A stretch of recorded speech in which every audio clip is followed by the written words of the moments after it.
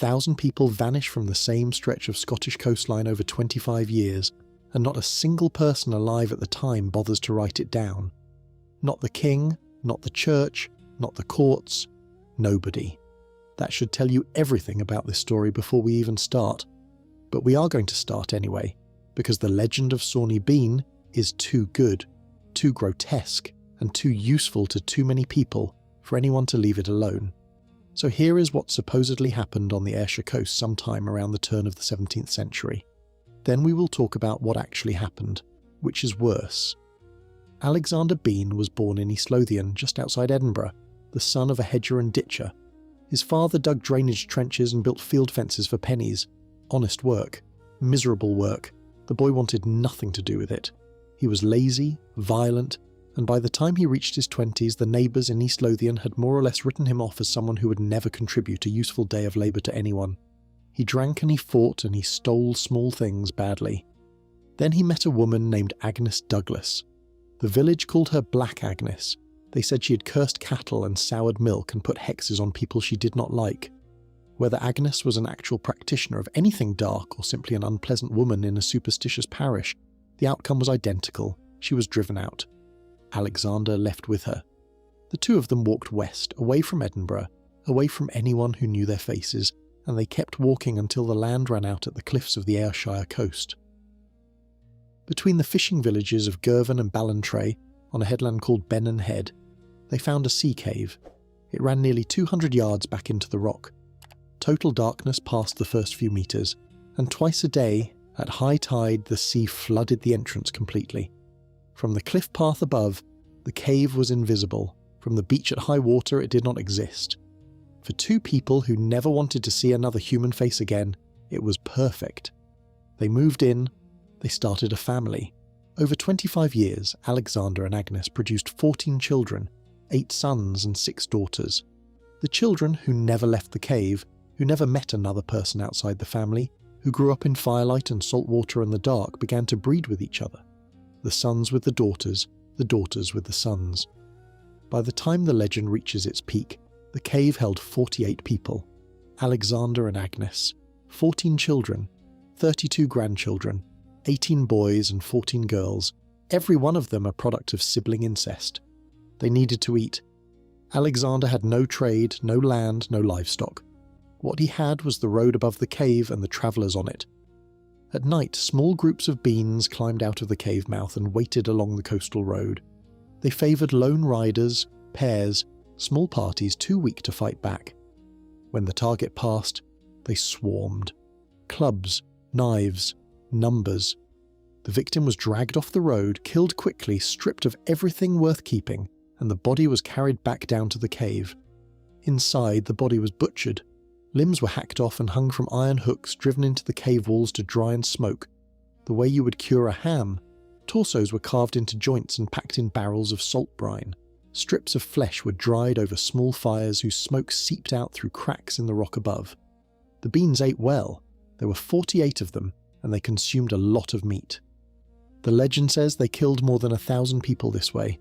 For a quarter of a century, nobody caught them. Nobody even came close. The travellers simply vanished.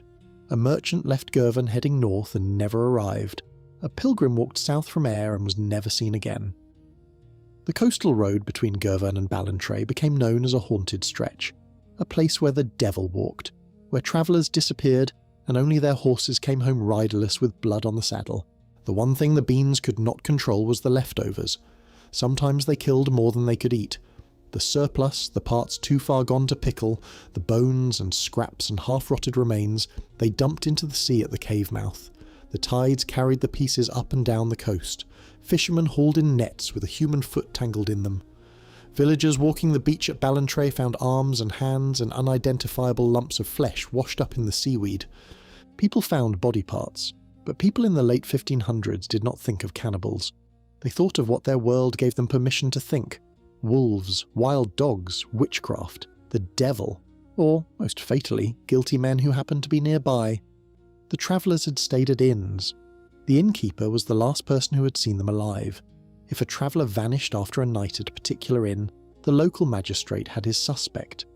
And in the legend of Sawney Bean, this plays out over and over for 25 years. Innkeepers along the Ayrshire coast were arrested, interrogated, tortured until they confessed to crimes they knew nothing about, and hanged. The legend says that a succession of innocent innkeepers went to the gallows for murders the Beans committed in the dark. Eventually, so many innkeepers had been executed that honest tradesmen abandoned their establishments rather than risk hosting a traveller who might disappear. Whole stretches of the road went without lodging. Travel on the southwest coast collapsed. The local economy bled out. This detail, the wrongly executed innkeepers, is the most morally important element in the entire legend. It is also, as we will see later, one of the strongest pieces of evidence that none of it happened. Public executions were documented, trial records were kept. A sustained wave of innkeeper hangings in 16th century Ayrshire would have left a paper trail wide enough to walk on.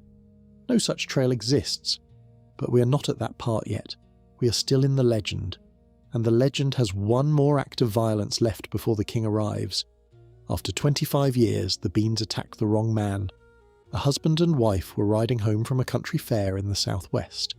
The fair had drawn hundreds of people, and as evening came on, the crowd thinned as travellers split off toward their home villages. This particular couple found themselves alone on a stretch of cliff road near Bennane Head. The husband was not a farmer or a merchant. He was a trained soldier, a veteran of military service, and he was armed with a sword and a pistol. In the 1590s, a man carrying a pistol was roughly as dangerous as a man carrying a rifle today. The Beans came up out of the dark, 6 or 8 of them, expecting easy prey. They went for the wife first, dragged her from her horse. She hit the road. And in front of her husband, while he fought to reach her, they cut her throat, opened her stomach, and began to eat her entrails while her body was still warm. The husband did not run, he fought. He slashed with his sword and fired his pistol, and kicked his horse in circles trying to stay upright, trying to stay alive, knowing he was outnumbered and that it was over. Hands grabbed at his bridle, hands grabbed at his legs. He was seconds from going down. Then a larger group of fairgoers came around the bend behind him.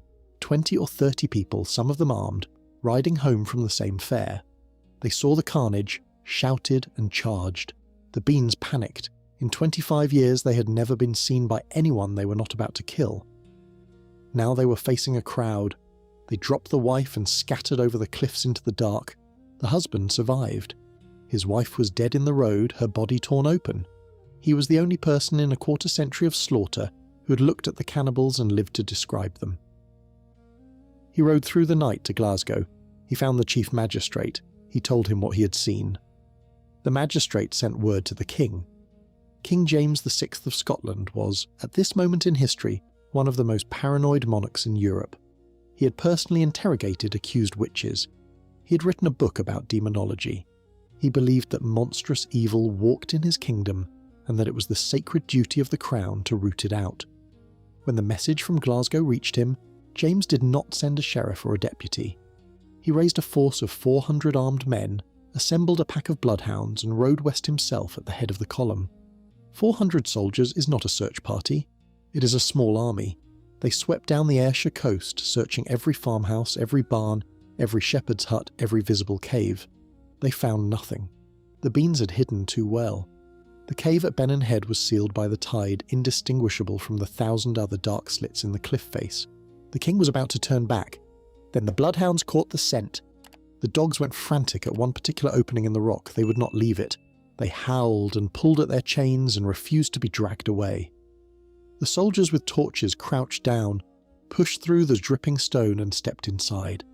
The passage ran back into the headland for what felt like an impossibly long distance. Then it opened up into a chamber. What the torches revealed became, through 2 centuries of reprinting, the most quoted passage of the legend. Human limbs hung from the ceiling of the cave on iron hooks, smoked and dried and salted, arranged like cured hams in a butcher's shop. Arms, legs, hands, feet, strung up in rows. Along one wall stood wooden barrels filled with brine, and floating in the brine were pickled torsos, joints of meat, and human heads. Along another wall lay heaped piles of stolen possessions, gold rings, silver brooches, watches, leather purses, fine cloaks, dozens of pairs of riding boots. The accumulated belongings of every murdered traveller, None of it useful to the family that took it, all of it just sitting there in the dark. A magpie's nest of grief. And in the firelight at the back of the chamber, the family. 48 of them. The patriarch and the matriarch.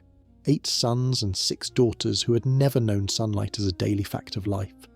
18 grandsons and 14 granddaughters, some barely old enough to walk, all of them pale and filthy and streaked with grease and old blood.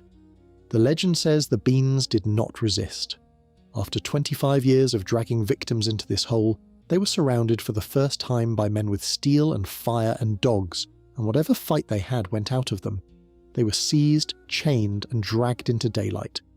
The soldiers gathered every barrel, every body part, every stolen ring. The cave was sealed. The 48 Beans were marched in chains across Scotland to the Tolbooth jail in Edinburgh. The King's Council debated their fate briefly. The decision was immediate and unanimous. The Beans had placed themselves outside the boundary of any law. There would be no trial. The family was transferred to Leith, the port outside Edinburgh, where the worst executions were carried out. The men died first. Their hands were cut off at the wrist. Their feet were cut off at the ankle. Their genitals were severed and burned in front of them while they were still conscious. They bled to death on the ground, slowly, while the women and children of the family were forced to watch. When the last of the men was dead, the executioners turned to the women and children. Agnes Douglas, the daughters, the granddaughters, and the youngest children. They were tied to wooden stakes. Bundles of dry brushwood were heaped at their feet. The fires were lit. They burned alive. Some retellings give Sawney Bean a final line as he bled out watching his family burn. He supposedly screamed, "It is not over. It will never be over." That is almost certainly an invention of a 19th century retelling. It is also one of the best closing lines any storyteller has ever written, so it has survived. That is where most versions of the Sawney Bean story end. The cave is sealed, the monster is dead, Scotland is safe. The end. Except that is where the real story begins. Because almost none of what I just told you happened. A royal manhunt involving 400 soldiers led personally by the King of Scotland would have been the largest internal security operation of James VI's reign. It would have left a documentary trail impossible to miss. The Scottish government in the late 16th century was not a casual institution. The Privy Council of Scotland kept detailed minutes. Royal warrants were recorded, military expenditures were recorded.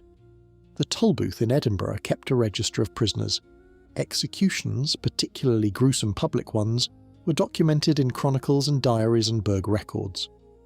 None of this exists for Sawney Bean. No Privy Council minute mentions the name. No royal warrant authorises 400 men. No Tolbooth register lists 48 prisoners. No execution record at Leith or Glasgow documents the deaths. No parish register in Ayrshire records a sustained wave of disappearances across 25 years. No chronicle, diary, private letter, sermon, or ballad written by anyone alive in 16th century Scotland mentions Sawney Bean. King James himself, who loved to write about the evils he had vanquished, who wrote an entire book called Demonology in 1597 cataloguing the monstrous threats facing his kingdom, never once mentions a cannibal family on the Ayrshire coast. James was not the kind of man to defeat the worst mass murderer in British history and then forget to brag about it. And the innkeepers. If a succession of innocent innkeepers were publicly hanged over 2 decades in Ayrshire, court records would show it. Gallows records were kept. There is no spike and no trace. The silence is not what happens when history loses a document. The silence is what happens when nothing occurred. The first time the name Sawney Bean appears in print is in the early 18th century, more than 100 years after the events supposedly took place, and the publication is not Scottish. It is English, a London product, and the print trail runs like this. In 1696, an English popular history writer named Nathaniel Crouch publishes a collection of grim anecdotes that includes a nameless cannibal family in Scotland, loosely dated to 1459. No Sawney, no Bean, just a vague, undated sketch. In 1719, Captain Alexander Smith publishes a complete history of the lives and robberies of the most notorious highwaymen in London. It is a bestseller. In it, for the first time, the cannibal family gets a name: Sawney Bean, the cave, the incestuous descendants, the husband from the fair, the royal manhunt, the execution. All of it appears for the first time in a London book in 1719, at minimum a full century too late to be history. By the mid-1700s, the Newgate calendar picks it up. The Newgate calendar, sometimes called the Malefactor's Bloody Register, was a sensationalised catalogue of true and supposedly true crimes published out of London. It sat in middle-class English homes alongside the Bible. It ran the Sawney Bean legend in lurid, novelistic prose with dialogue and scene setting. This is the version that became canonical. Every retelling since, including this one, descends from the Newgate calendar. Around 1775, Scottish chapbook printers start reprinting the English version. Penny pamphlets sold at fairs and in shops. The story has now been imported into Scotland from London and is being sold back to Scottish readers as their own folklore. This is how the legend completes its circuit and starts to feel native. In 1928, the English crime novelist Dorothy L. Sayers includes the story in her anthology, Great Short Stories of Detection, Mystery and Horror. The book is a massive success and is reprinted 7 times in 5 years. Sawney Bean crosses from chapbook curiosity into 20th century mass culture. In 1977, Wes Craven reads the legend and uses it as the basis for The Hills Have Eyes, transplanting the cannibal family from the Scottish coast to the Nevada desert. From that point on, Sawney Bean is embedded in global pop culture. Every horror writer with a publishing deal starts citing him. In 2015, American historian Blaine Pardoe publishes the first serious book-length investigation of the legend. His conclusion, after exhausting the available archives, is direct. There is no historical Sawney Bean, and the records do not support one. The story is a literary invention. Now here is the part almost no other telling of this story includes. The part that explains why the legend was built in the first place and who it was built to serve. Sawney was not a name. It was a slur. In 18th century England, Sawney was the standard derogatory term for a Scotsman. The way Paddy was used for an Irishman. The way Fritz was used for a German.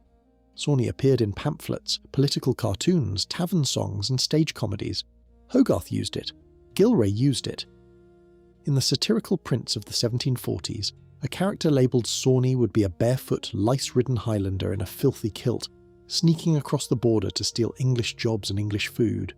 The word carried connotations of filth, ignorance, incest, poverty, and barbarism. Calling a cannibal Scotsman Sawney Bean is like naming him Scotsman Bean. That is not an accident, and it is the entire point. Look at the timing. The full legend appears in print in 1719.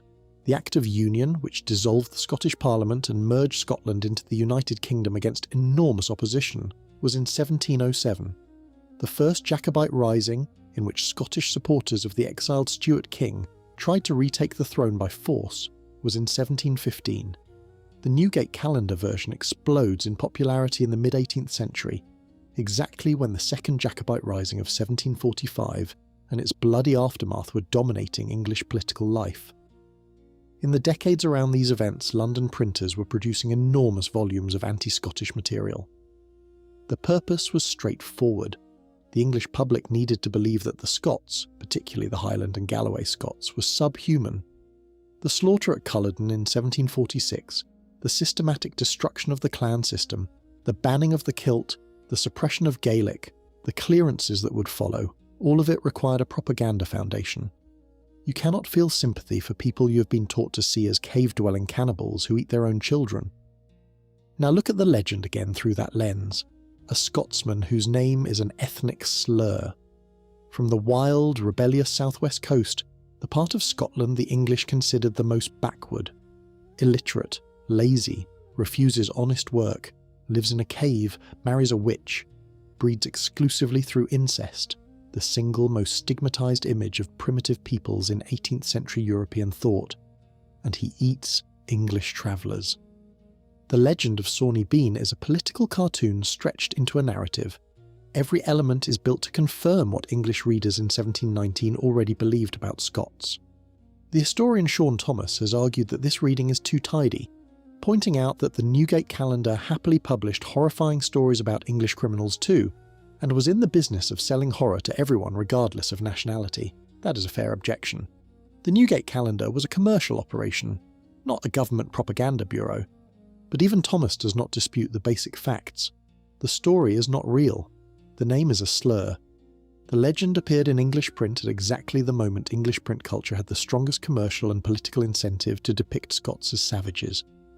Whether the propaganda was the conscious purpose, or simply the current the story drifted into, the propaganda function is undeniable. If Sawney Bean was invented, where did the raw material come from? The legend did not appear from nothing. It was assembled from older pieces, and the most important piece has a name: Christie Cleek. The Christie Cleek legend is genuinely old. It is set in the mid-14th century, during a real famine that devastated Scotland in the 1340s. A man named Andrew Christie, a butcher from Perth, flees the starving city with a group of desperate refugees and takes to the mountains. In the wilderness, with no food and no prospects, the group turns to cannibalism. They eat the dead first, then they start producing the dead. Christie's method was efficient and gave him his nickname. He fitted a long iron hook, a cleek, to the end of a pole. He waited beside the high mountain passes where travellers rode through. When a rider came by, he reached up with the hook, caught the man under the chin or by his clothing, and dragged him off his horse onto the rocks. The fall killed them, or the knife finished them. The body was eaten. The horse was eaten too. Christie Cleek is referenced in Scottish chronicles and folk traditions going back to at least the 15th century. Whether he was a real person or not, his legend has genuine medieval roots. It is not a London invention. Compare the two. Both are set in wild Scottish landscapes. Both involve ambushing travellers on lonely roads. Both end in cannibalism. The bones of the two stories are identical. The difference is in the flesh. Christie Cleek's band are starving. They turn to cannibalism because a real famine has destroyed everything, and they have nothing left. They are tragic. The 18th century London writers who built Sawney Bean took the old Scottish folk cannibal template and stripped out the famine. Starving people eating the dead is tragic. People choosing to eat their neighbours out of laziness and depravity is monstrous. The writers added incest to make the family disgusting rather than sympathetic. They added the cave to give them a lair. They added the witch wife to make them satanic. They inflated the victim count to 1,000 to make them incomprehensibly evil. They gave the patriarch the slur name Sawney. Then they sold it for a penny in London. Sawney Bean is Christie Cleek with a propaganda makeover. The reason the legend feels like real folklore is that most of its bones are stolen from real folklore. The scholars who have investigated this in the last half-century are close to unanimous. Pardo, who wrote the only book-length study, found nothing in the archives.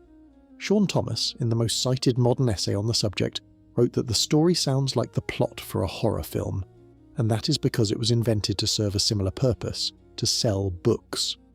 Louise Yeoman, the BBC Scotland historian, treats it as folklore.